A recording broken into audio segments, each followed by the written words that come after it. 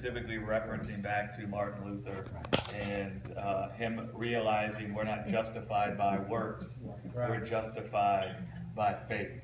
And him coming against that whole idea that we're justified by what we do instead of being justified by faith, which started a reformation in our thinking and seeing that we're not under law but we're under grace. And we don't relate to God by our works, we relate to God through Jesus.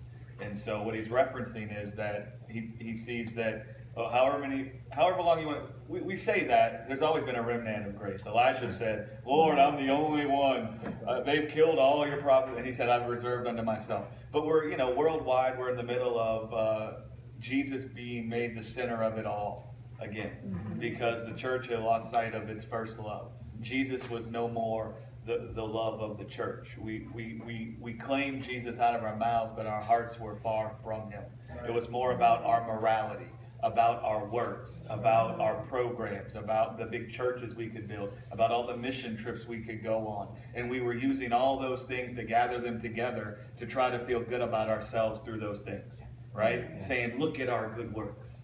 Look at us. Aren't we the people of God? Mm-hmm. And so there's a massive reformation going on where people are turning away from looking at their works and turning back to just looking at Jesus. Right. Meaning, I'm not thinking every day I got to wake up and read my Bible in order to be acceptable to God. I'm not thinking every day I got to wake up and go get in my prayer closet to be acceptable to God. I'm not thinking that I got to wake up every day and tithe my money so that God will bless me financially. But I'm waking up every day with a conscience just consumed with Christ and him crucified. Right. And I'm walking through my life every day just in constant fellowship with God. Right. Where the things that I do aren't to have fellowship with God. The things that I do are born from having already fellowship with God. Right? Yes. And so that's the midst of the Reformation. And some people are further into the Reformation than other people, but there, something worldwide is going down. Yeah.